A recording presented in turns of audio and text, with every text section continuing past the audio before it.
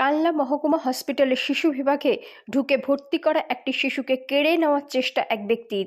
আর এই ঘটনাকে ঘিরেই এই দিন সোমবার সকালে চাঞ্চল্য ছড়ালো কালনা মহকুমা হসপিটালে। এরপর কালনা হসপিটালের সিকিউরিটিরা কালনা হসপিটালে থাকা পুলিশ ক্যাম্পের পুলিশদের হাতে অভিযুক্ত ওই ব্যক্তিকে তুলে দেয়।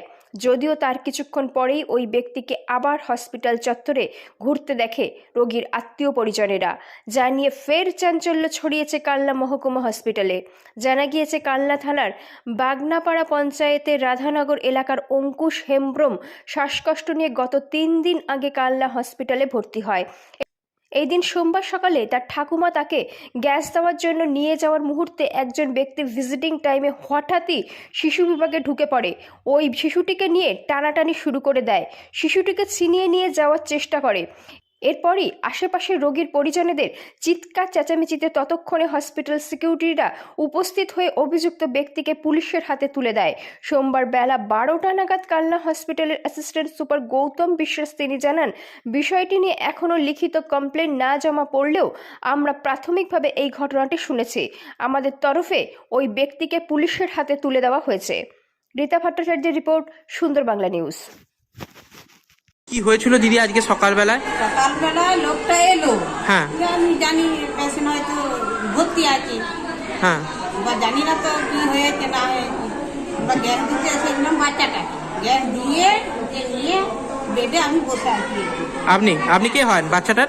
ঠাকুমা। আচ্ছা, দিয়ে ও ওইখান দিয়ে যাচ্ছিল, যেতে যেতে একবার ঢুকি বাচ্চাটাকে ধরে ছাড় ছাড়, বাচ্চাটাকে ছাড়, বাচ্চাটাকে ছাড়, মেরে ফেলবো এরকম। বাচ্চাটাকে টেনে নিয়ে নিয়েছিল? হ্যাঁ, টেনে ধরেছে। সবাই ছুটে গিয়ে তখন আবার ছাড়ালো লোকটা।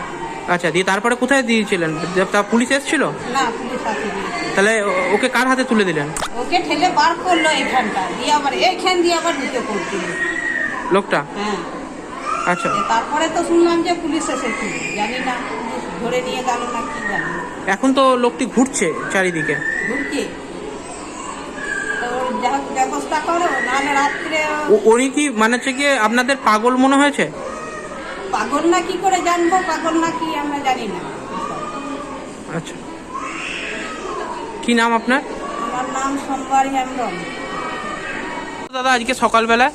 না, আমি সেটা জানি না, আমি মানে ঘটনার পরে এসেছি। হ্যাঁ, মানে কি শুনলেন আপনার স্ত্রীর কাছে? স্ত্রী বলছে যে আমার কোলে বাচ্চাটা ছিল, এই খেপাটা নাকি গিয়ে ওকে করেছে, নিয়ে আসতে চেয়েছে।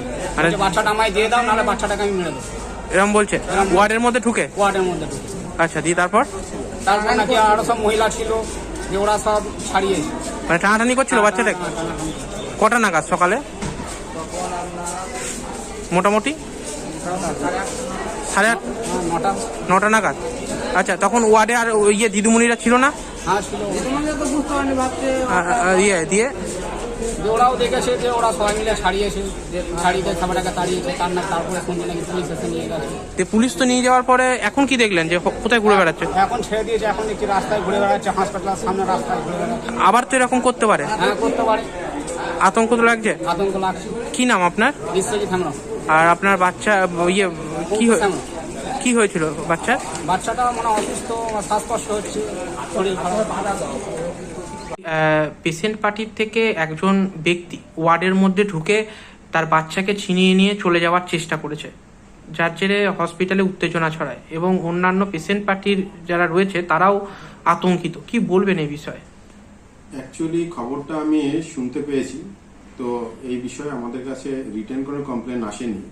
তা সত্ত্বেও আমরা যখন ইনভেস্টিগেশনস করলাম, নিজেরা ইন্টারনালি খবর নিলাম, পেশেন্টটা গতকাল আমাদের এখানে আননোন হিসাবে অ্যাডমিশন হয়, যার পরিচয় আমরা এখন অবধি পাইনি।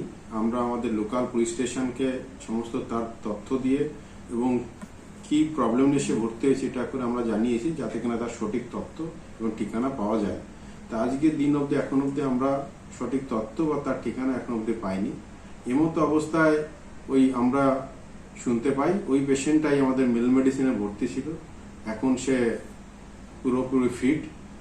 আমাদের যে প্রবলেম নিয়ে এসেছিল কালকে, ওই বিষয় থেকে ফিট হয়েছেন উনি। তো উনি হঠাৎ করে পেডিয়াট্রিক ওয়ার্ডে চলে যান, ওখানে গিয়ে কোনো একটা পেশেন্টের বাচ্চাকে উনি কোলে তুলে নেন। তার পরবর্তীতেই আমাদের প্রচেষ্টায় আমাদের সিকিউরিটি এবং পুলিশ প্রশাসন দুজনেই আসেন। আমরা পুলিশকে ওই লোককে হ্যান্ড ওভার করে দিই, তারপরে পুলিশ প্রশাসন ওই ব্যক্তিকে নিয়ে আমাদের হাসপাতাল থেকে চলে যান।